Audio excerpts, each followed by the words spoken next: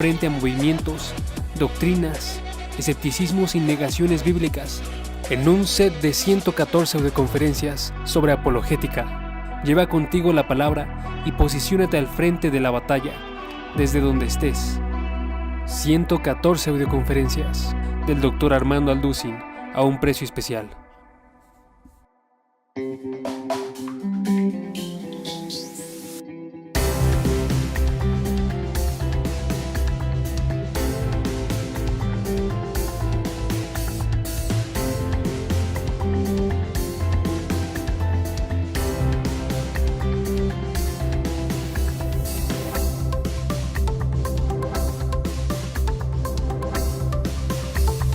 Estamos con la cuarta conferencia de la serie Conociendo el fin de los tiempos. Así se llama la serie. Y para todos ustedes que las conferencias anteriores no las han conseguido o no las han oído, se las recomiendo. Permítanme brevemente hacerles un resumen.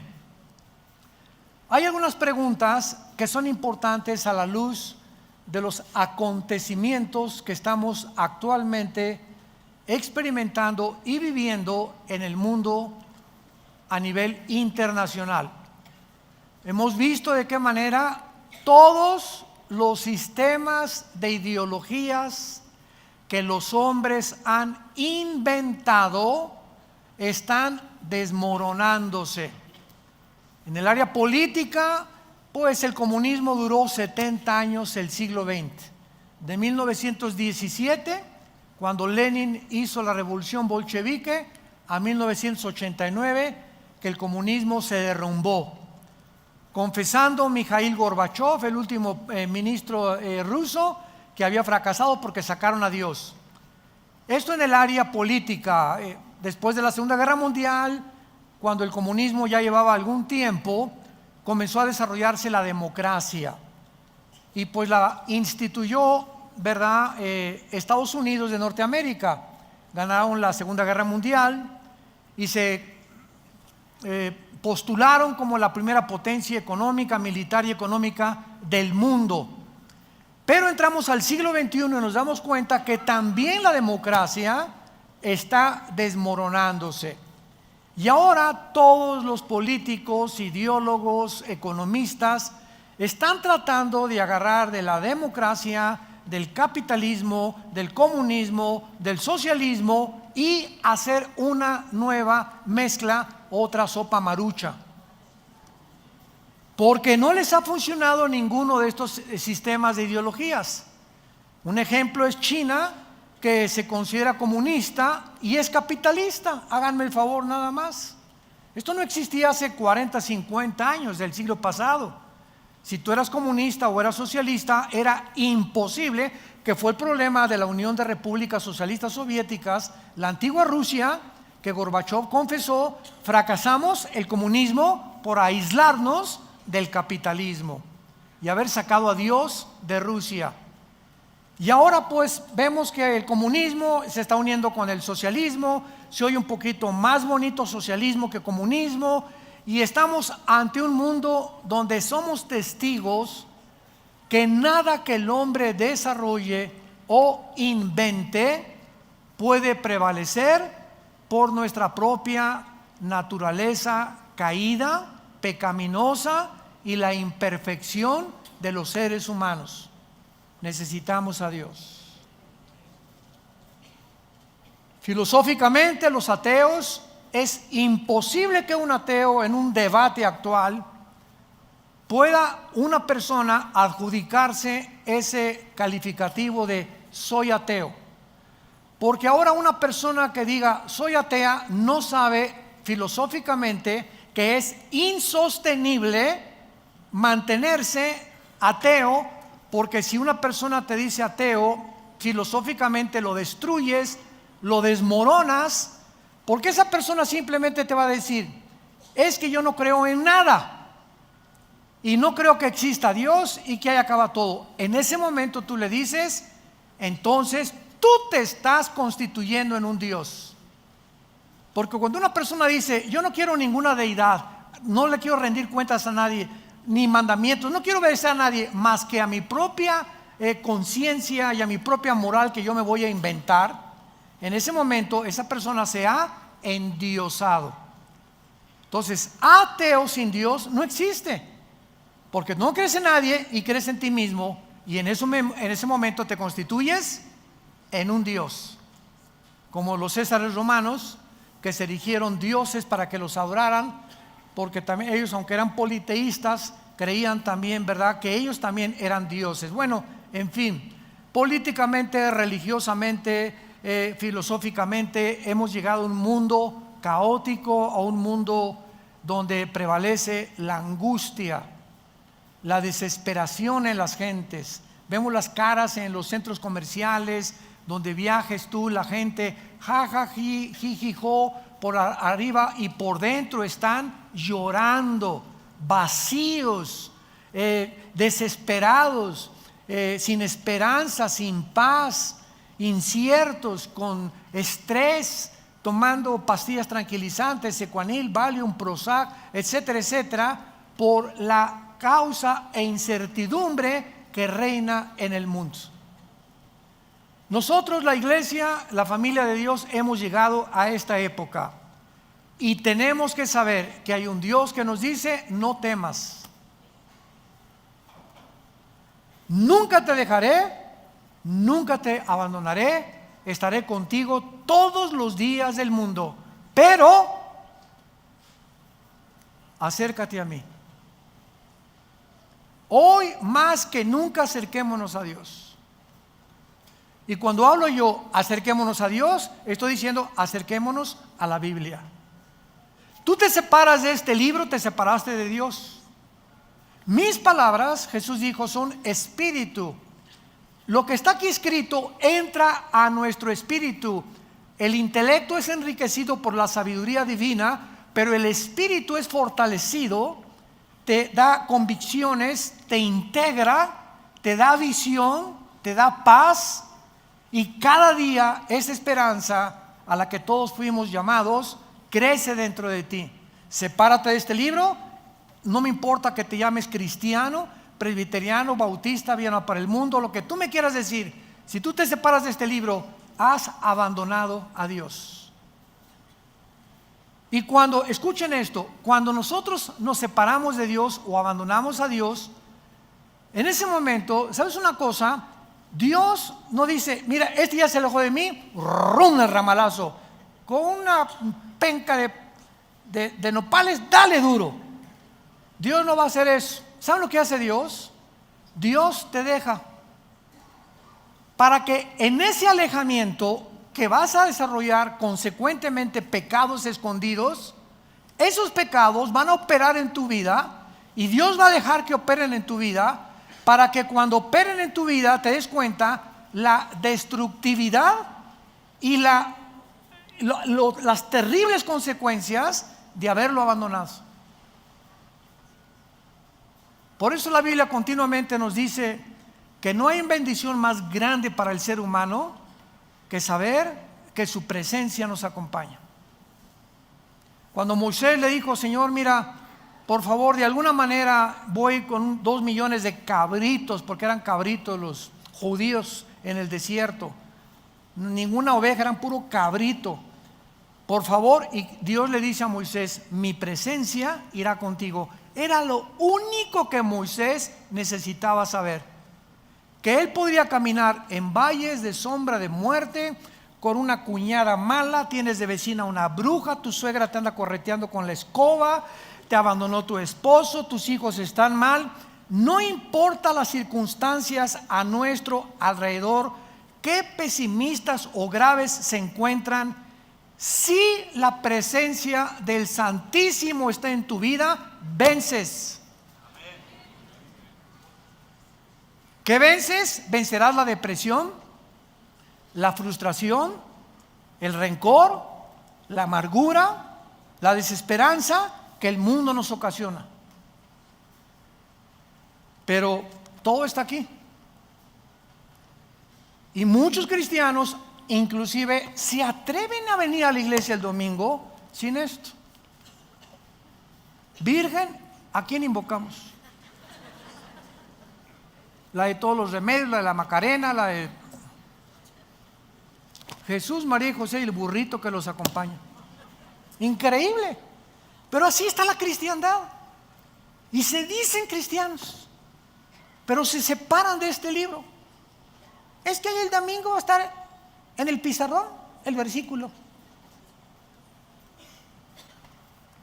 Bueno, una de las cosas más maravillosas que encontramos en la Biblia y de lo que se trata toda esta serie, ya no los voy a regañar.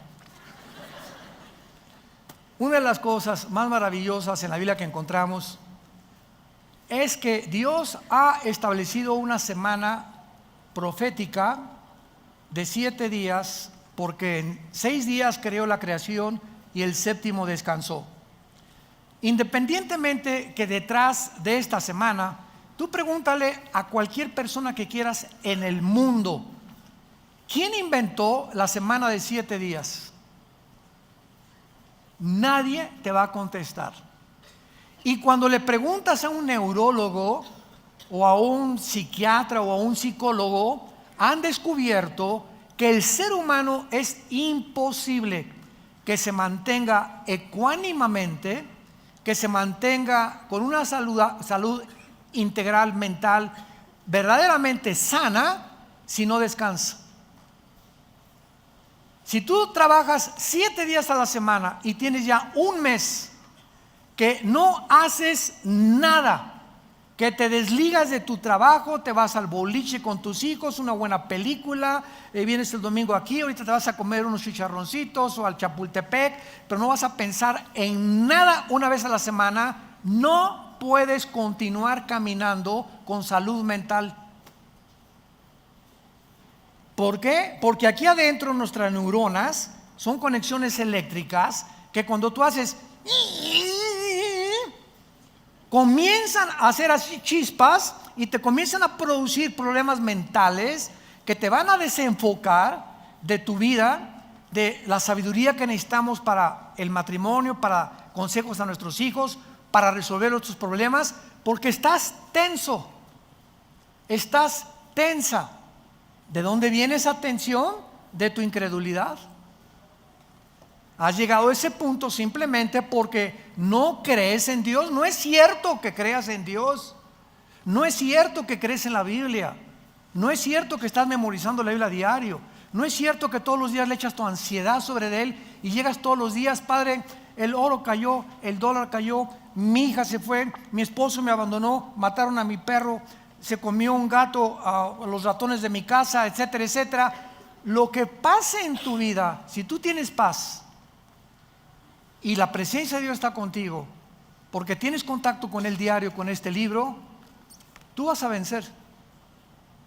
Tú vas a ser y vas a formar parte de los vencedores que habla Cristo en el mensaje a las 7 iglesias en el Apocalipsis. Los que vencieren, los que vencieren, los que vencieren, los que vencieren. Y dice 1 Juan 5, 4 y 5, esta es la victoria que ha vencido al mundo, los que somos hijos de Dios. ¿Eres hijos de Dios? Eres vencedor. Y si no eres vencedor, es porque realmente no has nacido de nuevo, porque Dios no nos ha dado un espíritu de cobardía. Entonces, a partir de la semana que Dios estableció y se la dio a Israel para que descansaran el séptimo día, a nosotros nos dio el primer día, que es el domingo. Ya no vamos a meternos mucho en eso, hablé en la antigua conferencia de esto. Y la cuestión es la siguiente: Dios le da a Israel la semana de 7 días para que entiendan que el sábado no hagan nada, piensen en Dios nada más, alaben a Dios con la familia, etcétera, etcétera, se desliguen de todos los pensamientos de la semana. Y le dio Dios a Israel también la semana de años. 6 años tu esclavo, tu siervo doméstico trabaja contigo. El séptimo, en el año 7, lo vas a dejar ir. Entonces, este patrón lo vemos de una forma muy clara en la historia de la Biblia, porque si hacemos cuentas de Adán a Abraham, ¿cuántos años hubo? 2000. De Adán a Abraham, 2000 años. De Abraham a Cristo, 2000 años. ¿Cuántos llevamos? Muy bien. ¿Y de Cristo a nuestros días cuántos llevamos? Si para Dios un día son 1000 años y 1000 años un día para Dios, estamos entrando o finalizando, ¿qué cosa? El año 6000 de historia. ¿Qué sigue? El día sabático o el milenio, que es el reino que Cristo prometió y en el cual se considera el descanso para nosotros, la iglesia, y para los judíos convertidos. Siguiendo este patrón, la pregunta es: ¿cuánto tiempo nos falta para que acaben estos 2000 años y sepamos de alguna manera, porque nadie puede poner una fecha para la venida de Cristo, podemos bíblicamente, de esto se trata esa serie, podríamos bíblicamente establecer un tiempo en el que realmente estemos seguros, sin ningún lugar a dudas, que nos encontramos en el año 6000 y que estamos a punto de salir del mundo para que Dios termine con Israel en la tribulación? Y la respuesta es sí, sí, sí. Esta semana que Dios establece en Israel es muy interesante. Veamos rápidamente, por ejemplo, en Éxodo capítulo 24. Ya ven por qué no trajeron la Biblia. En Éxodo 24, versículo 16, vemos estos 6 días que se repiten por todo el Antiguo Testamento. Esto es interesantísimo. Aquí en este pasaje Dios, recordamos, instruyó a Moisés que suba al monte Sinaí. Y ahí tenía que esperar, antes de reunirse con él, ¿cuántos días? Y la gloria de Jehová reposó sobre el monte Sinaí, y la nube lo cubrió por 10 días. Los que trajeron la Biblia sí saben contestar. Por 6 días, ¿qué días ni qué 10? Por 6 días. Y el séptimo día llamó a Moisés del medio de la nube. ¿Ustedes creen que es coincidencia esto? Cuando Dios menciona 5, 2, 15, 20, 40, nunca en la Biblia encontramos un solo número, algo que Dios relacione con la gematría, que es los números en el original hebreo, que no tengan un simbolismo profético. Apunten eso y recuérdalo como estudiante de la Biblia. Qué interesante que 6 días tenía que esperar Moisés. ¿Y por qué el séptimo? Porque era cuando Dios se iba a encontrar con Moisés. Veamos otro ejemplo, otra vez, de 6 días. Josué capítulo 6. Otro ejemplo donde se repite este mismo patrón en la toma de la ciudad de Jericó. Aquí se le instruye a Josué que ordene a los israelitas y a los sacerdotes que rodeen la ciudad de Jericó, cargando el arca y sonando los tutú, tutú, los chofares. Y veamos qué dice el pasaje, Josué 6 del 3 al 5. Veamos las órdenes. Rodearán la ciudad todos los hombres de guerra, yendo alrededor de la ciudad una vez. Esto harán durante 6 días. Qué interesante, otra vez. Y 7 sacerdotes llevarán 7 bocinas de cuernos de carnero delante del arca.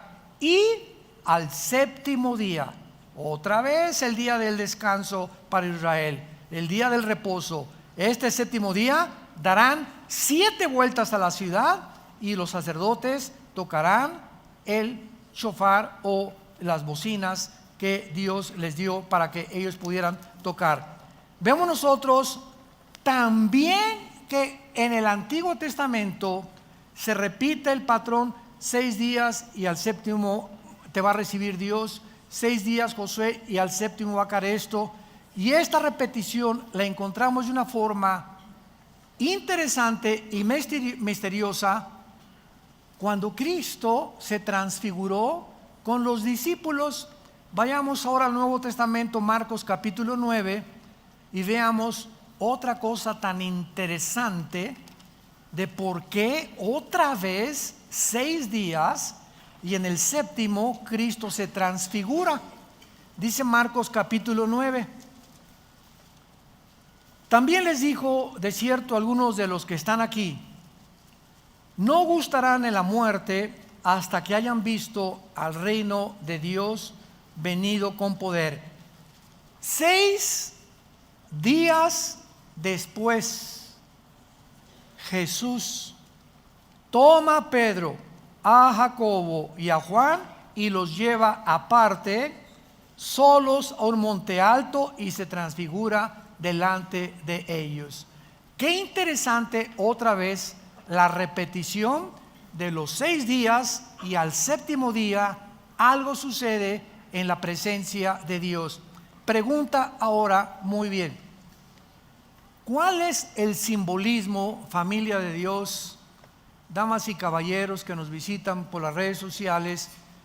¿Cuál es el simbolismo de estos números? Sabemos que el número 6, si lo quieres apuntar, representa al ser humano, porque en 6 días Dios creó a Adán y Eva. Es el número del hombre. Cuando al terminar el Apocalipsis en el capítulo 13 se relaciona al enemigo póstumo de Dios, el anticristo, se le une a 3 números: 6, 6, 6. ¿Por qué?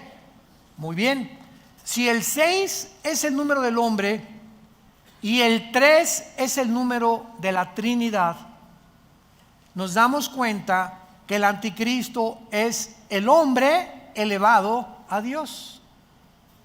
3 veces el 6 es la exaltación del anticristo queriéndose hacer Dios.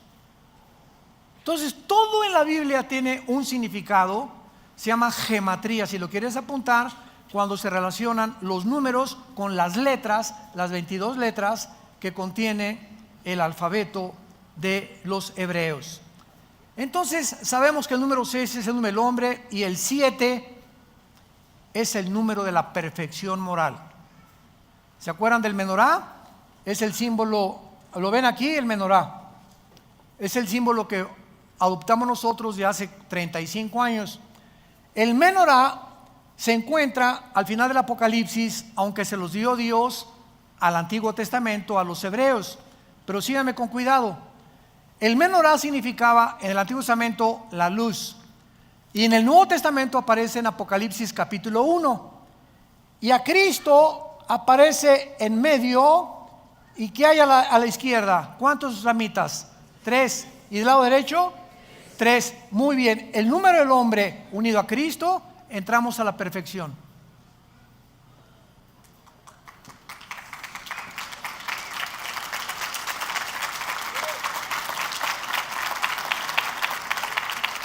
Cualquiera que me escucha, tú como ser humano, sin Jesús, eres una persona incompleta.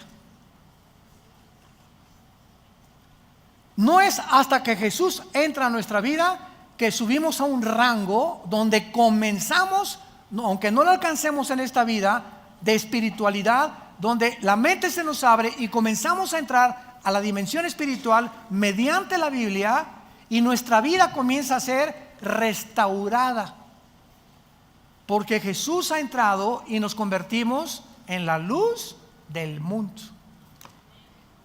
Y tú eres la única luz en el salón de tus clases. Tú eres la única luz en tu taller de carpintería, en tu bufete de abogados, en tu consultorio médico, en tu taller de surcido, en tu escuela, donde quiera que vayamos. Estamos en un mundo en tinieblas. Ahora en Navidad te vas a juntar con personas de tu familia que no saben nada de nada más que pásame la de Tequila Cuervo. Y viva Jesús y viva Zapata también. Y si tú en estos tiempos en la que la gente está predispuesta de una forma sensible por Jingle Bells y Noche de Paz, hay un espíritu de melancolía en el mundo, etcétera, etcétera. Si no aprovechamos, para eso lo hacemos, porque sabemos que Cristo no nació el 24, pero lo aprovechamos para que en este espíritu en que se encuentra el mundo demos testimonio de Él. Y ahora en Navidad, ay de aquel cristiano que tenga una noche de Navidad o que la pase con sus familiares y en toda la noche y en todo el día, ni el 25 hablaste de Jesús o les dijiste, por favor, pido la palabra. No me importa lo que van a decir de mí, quiero decirles que la Biblia dice, siempre digas, la Biblia dice que un hombre murió hace 2000 años. Querida familia, amigos que nos visitan, la Biblia dice que Él pagó por tus pecados, que Él murió y resucitó, fue enterrado y resucitó al 3 días. Ese hombre ha entrado a mi vida y no les puedo decir más que Él vive. Y quiero decirles a ustedes que necesitan arrepentirse de sus vidas e invitarlo a sus vidas, a su corazón. Si te hacen caso o no te hacen caso, no es tu problema. Los resultados se los dejamos a Dios. Tú cumple con el ministerio que Dios nos ha dado. Vayan y den estas noticias al mundo entero. Y si tú no lo haces, es porque no tienes el Espíritu Santo, porque Dios no nos ha dado espíritu de cobardía, sino de poder, amor y dominio propio. Entonces, si tú estás chico palas, y hay que van a decir de mí, mis cuñaditos, y por aquí por allá, esta cobardía que te invade, te denota que no tienes el poder del Espíritu Santo, y por eso no das testimonio. Te engañas, no es cierto que eres cristiano. No es cierto que eres cristiano. No sigas engañándote más. Dios no nos ha dado espíritu de poder. Y recibirán poder, Hechos 1:8, recibirán poder cuando haya venido el Espíritu Santo y me serán. ¿Lo está haciendo?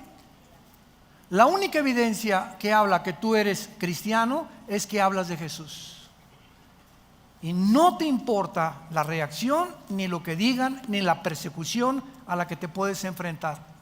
Porque lo único que te interesa es cumplir con la responsabilidad de ser testigo del Hijo de Dios. Ahora bien, una vez que vemos que el 6 es el número del hombre y el 7 la perfección, el resultado de todo esto, de tantos 6 y el 6 y el séptimo, es que tenemos un patrón en la Biblia, un patrón que Dios nos ha dejado para que comprendamos la forma cómo se desarrollará la historia. 6000 años de historia, estamos a punto de entrar al 7000, que es el milenio donde Cristo viene. Y Dios nos ha prometido esto. Así pues, hemos visto que hay un patrón en la Biblia y un plan de Dios. Y esta es la razón también, ¿verdad?, de poder comprender el gran panorama que tenemos en la Biblia de Dios para entender dónde nos encontramos ahora. Lo único que podemos decir con seguridad es que nos encontramos en el año 6000.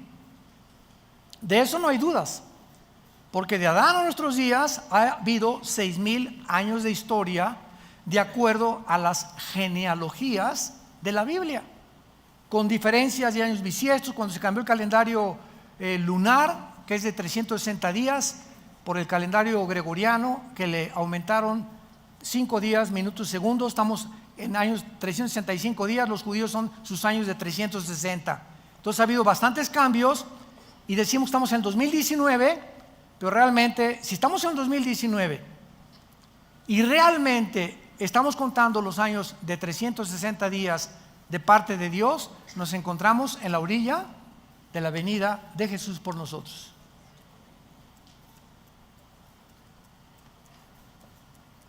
Ahora tenemos que ver este grande panorama, ¿verdad?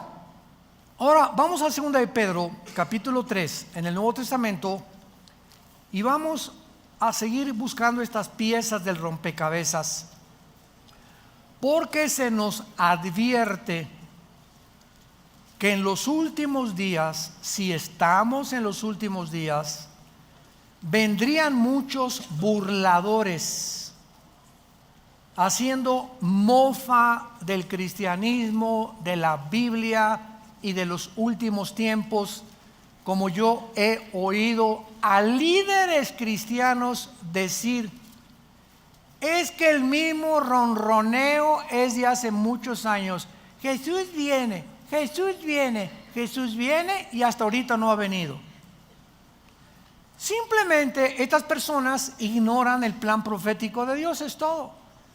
Y están expresando barbaridades, porque no entienden que si no ha venido es porque no se ha cumplido todavía los 2000 años que tienen que cumplirse de la época de la gracia y de la iglesia, que es la que estamos viviendo tú y yo actualmente. Segunda de Pedro 3, versículo 3. Sabiendo primero esto, Pedro tenía interés que lo supiéramos, que en los postreros días vendrán burladores andando según sus propias concupiscencias y diciendo, ¿dónde está la promesa de su venida o de su advenimiento?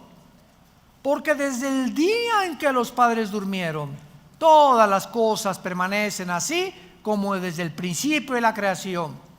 Estos, dice Pedro, los que se burlan, estos ignoran voluntariamente que en el tiempo antiguo fueron deshechos por la palabra de Dios los cielos y también la tierra, que proviene del agua y por el agua subsiste, por lo cual el mundo de entonces pereció anegado de agua. Pero los cielos y la tierra que existen ahora están reservados por la misma palabra, guardados por el fuego en el día del juicio de la perdición de los hombres antiguos. Mas, oh amados, versículo 8. Atención, mas por favor pongan atención, no ignoren esto, que para con el Señor un día es como 1000 años y 1000 años como un día. En otras palabras, deja de hablar tonterías, dejen de hablar barbaridades. Es que si no te ha amanecido es porque a la ley y al testimonio no has recurrido. Piensas que el Señor no ha venido y se ha tardado porque no has hecho un cálculo de entender que no puede venir hasta que no termine la época de la iglesia, que son 2000 años. Y esta verdad se repite en el Salmo 94, que para Dios un día son como 1000 años y 1000 años son para Dios como un día. Muy bien. Ahora vamos a echarnos un clavado más profundo todavía. Vamos al libro de Oseas, en el Antiguo Testamento, Oseas, capítulo 5, y vamos a encontrar y descifrar otro misterio escondido, maravilloso, que tal vez muchos lo habíamos leído, y yo hasta hace algunos meses también pude, ya realmente me resaltó así, como decían los griegos, eureka. Cuando los griegos descubrían algo decían eureka, o sea, se hizo la luz, o recorcholis, zambomba, lo he encontrado, lo he descubierto, de repente, ya lo entendí. En Oseas capítulo 5, hasta ahorita hemos podido identificar el patrón de los 6000 años de historia humana, compuesto por las semanas de días que Dios le dio a Israel. Pero ¿cómo sabemos, qué es lo que vamos a continuación a tratar de responder, cómo sabemos que en este plan profético de Dios va a continuar como es esperado? O sea, ¿cómo tenemos la seguridad? Viene la pregunta lógica, válida, que son 6000 años. ¿Por qué no 1500 años? ¿Por qué 1000? Hermano, ¿no estará usted equivocado y serán 2100 años? Cuando entremos y abordemos ahorita esta profecía comparada con otras, vamos a ver con qué claridad el Espíritu Santo nos muestra lo que nos continuará mostrando a través de la Biblia. ¿Acaso, otra pregunta, la iglesia se tiene que conformar con el plan profético de Dios? ¿Cómo sabemos que el tiempo de la iglesia son de 2000 años exactamente? Muy buenas preguntas.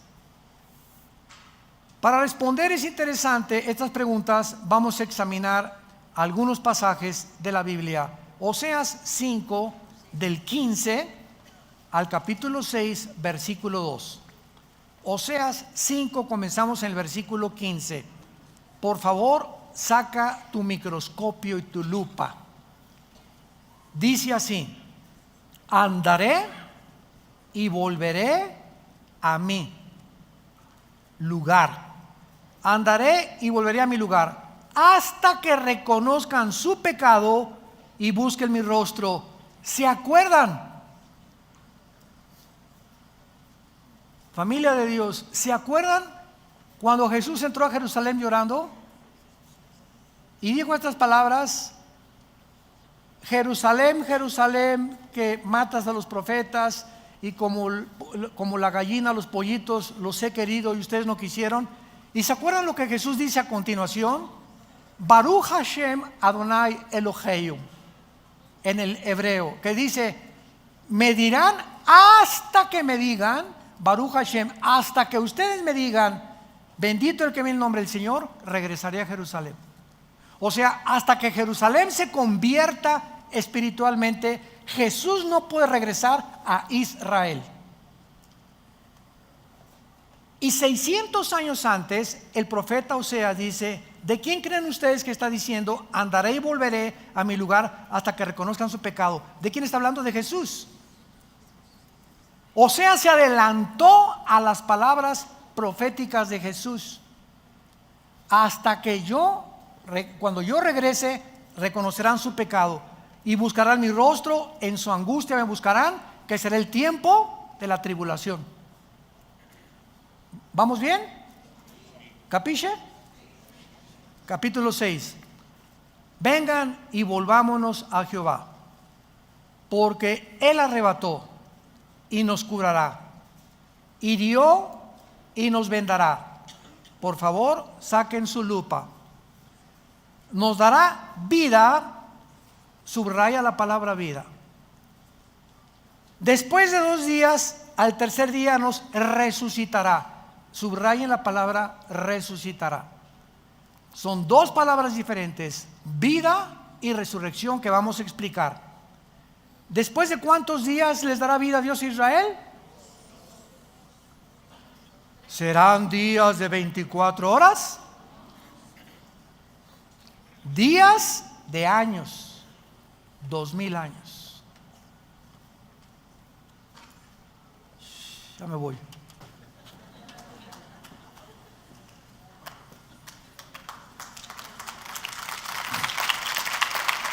¿Lo pueden ver? ¿Lo pueden ver los que traen su Biblia? Vamos a rascarle más. En el tercer día nos resucitará y viviremos delante de Él. Muy bien. Vemos nosotros la frase hasta que digan, que estaba profetizado en espera de que regresara el Mesías a Israel, y hasta entonces Israel podría tener vida. ¿Cuánto tiempo tiene Israel que esperar para que regrese el Mesías?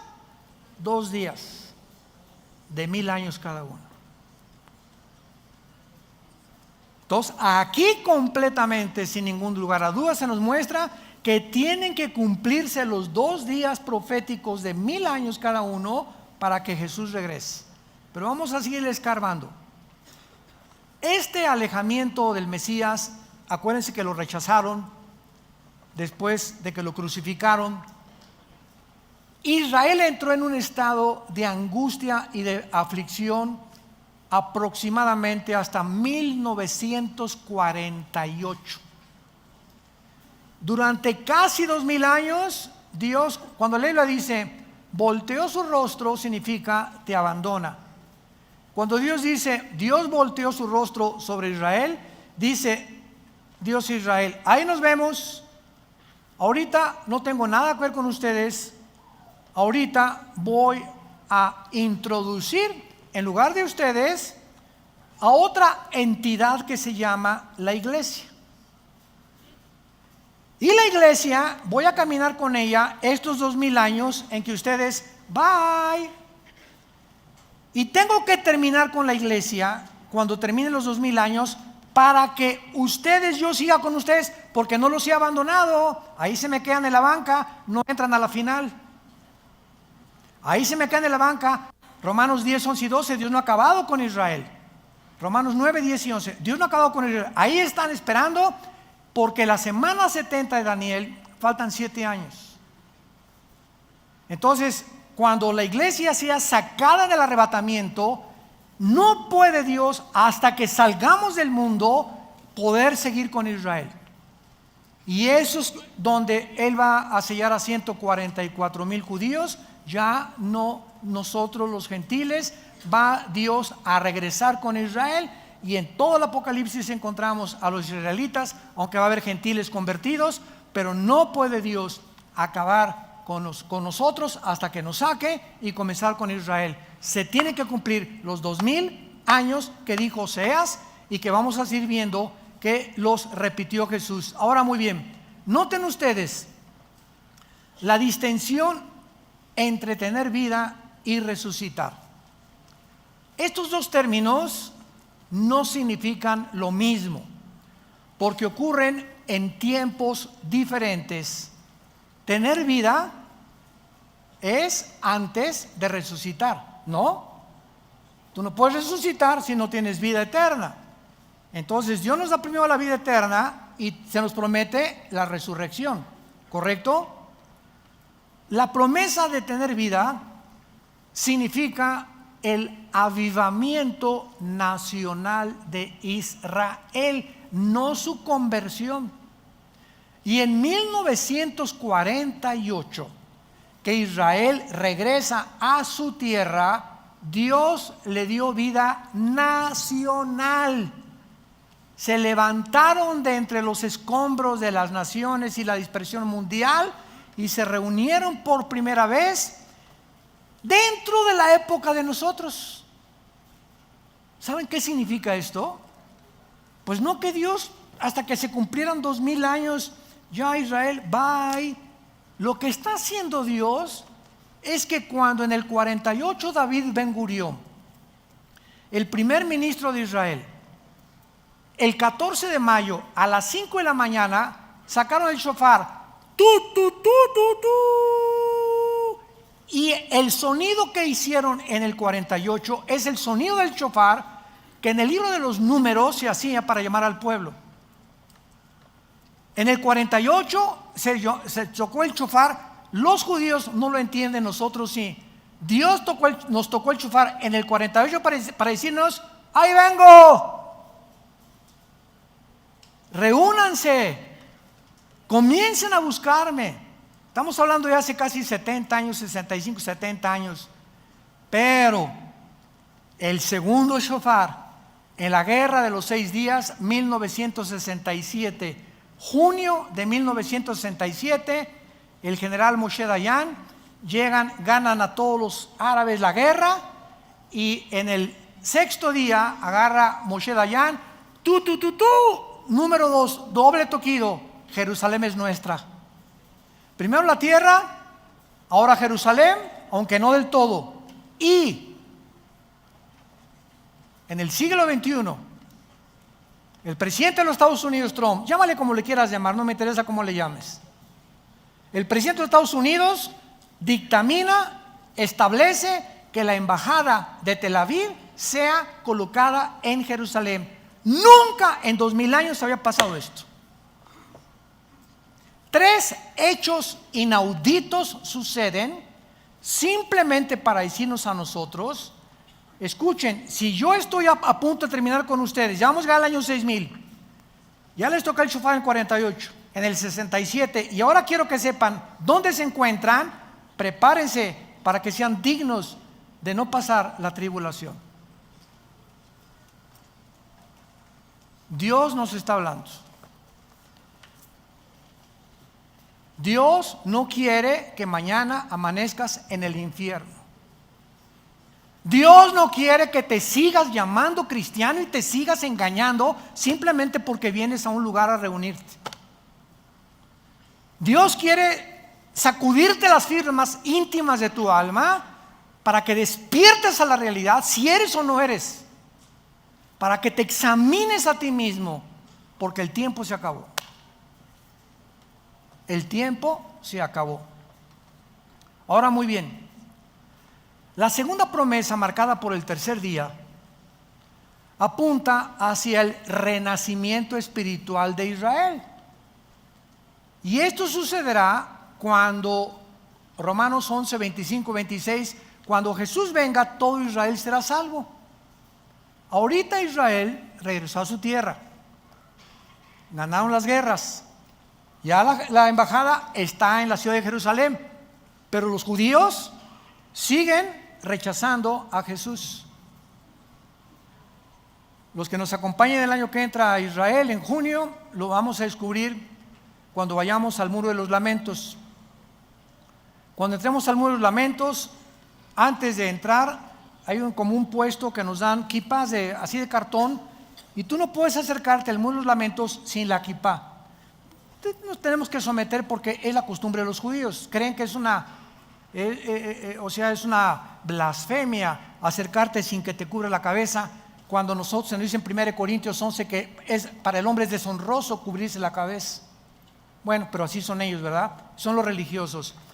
Y cuando llegamos a algunos de los lamentos, vas a encontrarte a judíos enfrente de los lamentos vestidos de negro, con caireles, con sombreros, casi quizás se lo ponen después, pero los religiosos ortodoxos tienen sombrero y están así. Y agarran papelitos y los escriben y los meten entre las hendiduras de las piedras del Museo de los Lamentos, para que cuando venga el Mesías, esas oraciones que introducen en las piedras se cumplan. Con la única diferencia que cuando ven el Mesías, no es el Mesías que ellos esperan, será el anticristo, que los entrampará y les hará creer que es el Mesías con los milagros que va a hacer. Y muchos escogidos cristianos también se van a ir con la finta y van a ser engañados. Entonces es una religiosidad en Israel ahorita impresionante. Y si tú en el Muro de los Lamentos, se los advertimos a todos los que nos acompañan, mencionas la palabra Yoshua, te apedrean, te adelantas al rapto. A mí me lo hicieron, no me apedrearon, me salvaron. Pero yo no me acuerdo, hace 3, 4 años, la última vez fuimos a Israel, yo no sabía. Gracias a Dios estaba conmigo un rabino argentino, judío, y comencé a testificarle a Jesús, y me rodearon como 10 rabinos, y me veían así con unos ojos horribles. Y yo estaba demostrándoles con el Salmo 22 y Isaías 53 que Jesús es el Mesías, pero estaban así tan expectantes y me decía desde atrás el misionero que teníamos: vente, me dice, te van a aventar pedradas ahorita, vente corriendo. Yo le decía que no te entiendo, ¿qué onda? Total que el rabino argentino, de alguna manera Dios le tocó el corazón, me agarró y me sacó y me llevó hasta afuera del Muro de los Lamentos, y ahí me dijo, me enteré 2 años después que ahora es pastor en Argentina. Se convirtió a Jesús. Gracias, Padre, tu palabra no vuelve vacía.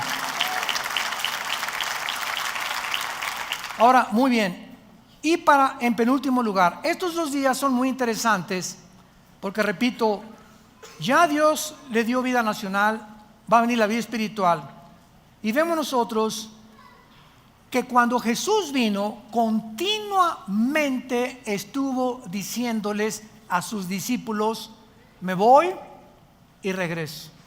Lo que dice Oseas: me iré y regresaré. Vamos a ver rápidamente algunos pasajes. Juan 7, Evangelio de Juan, capítulo 7, versículo 33.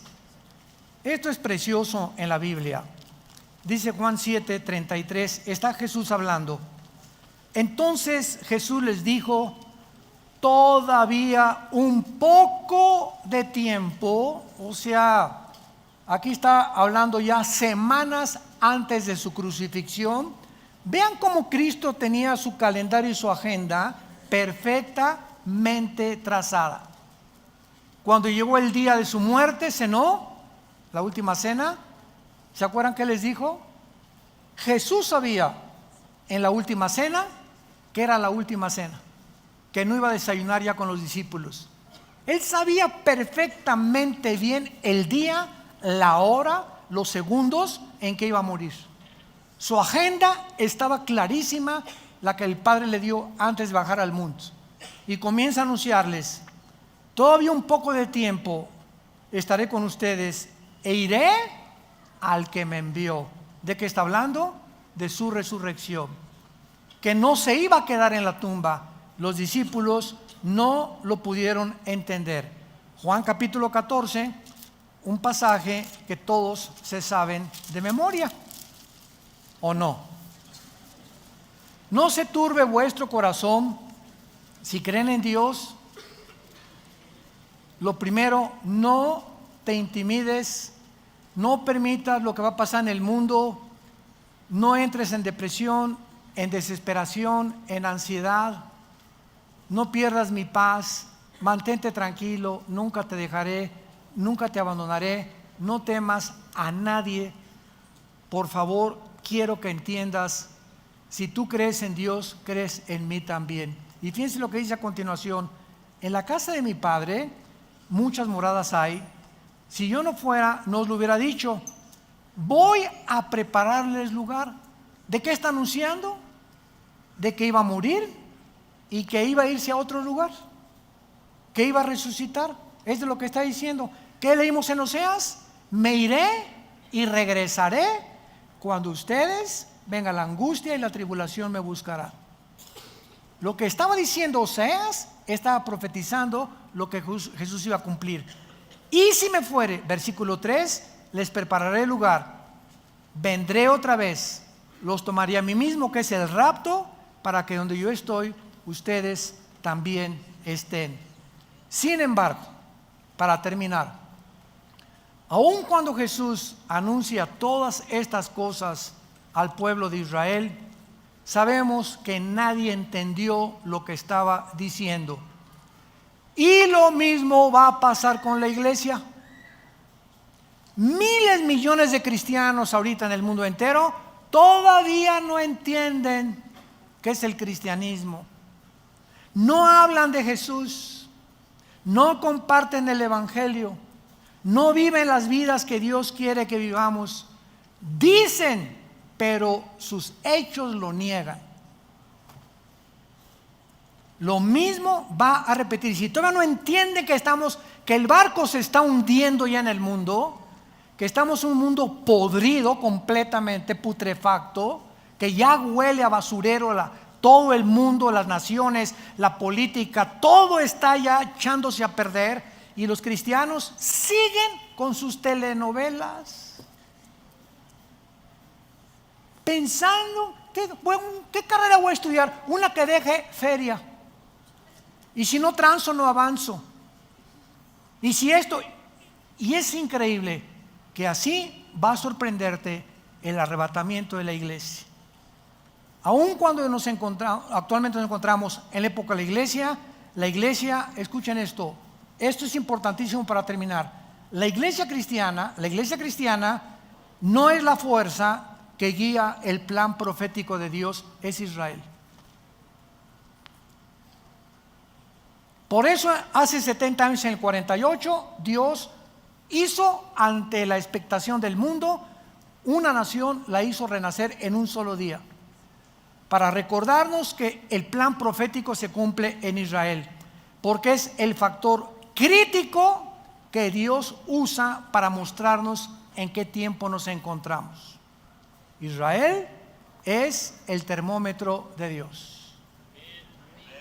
Comenzó llamando a Abraham y terminará llamando a los judíos en Apocalipsis capítulo 5 en adelante. Nosotros estamos en un tiempo intermedio, como una familia nueva que Dios formó, para que demos el último mensaje al mundo, a los gentiles, y entonces vendrá Jesús por nosotros, nos llevará y terminará la semana 70 con Israel. Y la pregunta es, ¿estás tú preparado para encontrarte con tu Dios? ¿Estás tú 100% seguro que si tú murieras hoy en la noche, pero sin ninguna duda, te irías con Jesús? Nadie levante la mano. Pero tienes esa seguridad absoluta. Si no la tienes, dile estas palabras a continuación en el silencio de tu corazón. Puedes inclinar tu cabeza y decirle: Señor mío y Dios mío, te pido perdón por mis pecados. Creo que en esa cruz tu Hijo abrió las manos, su cabeza fue coronada con espinas, fue enterrado y resucitado al tercer día. Este mensaje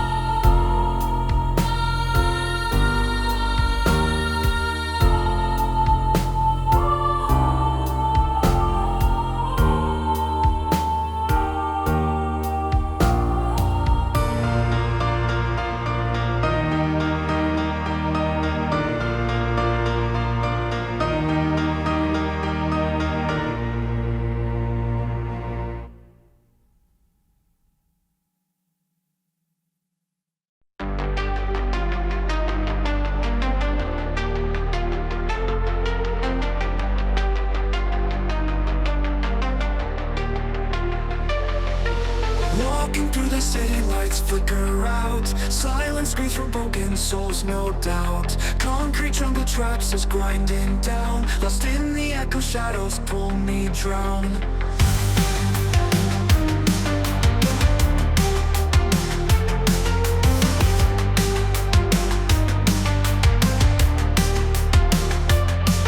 Streetlights buzzing, whispers in the dark.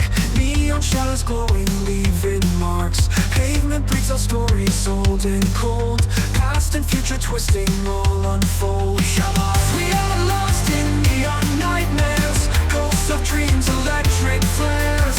Running fast but going nowhere. In the maze we live in despair.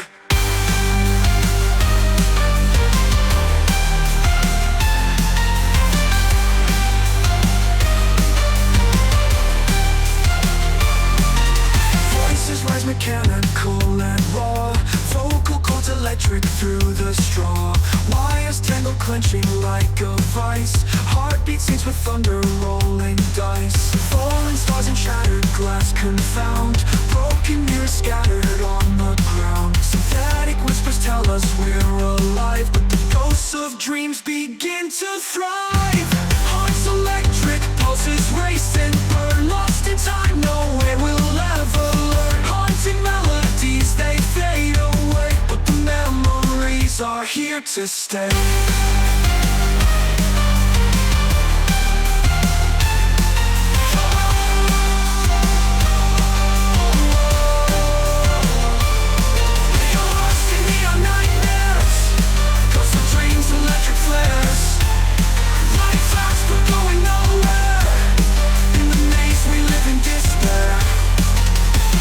In the distance, a flicker of light. A single star cuts through the endless night. A tiny spark, a whispered prayer. Maybe hope can bloom even here in the neon air.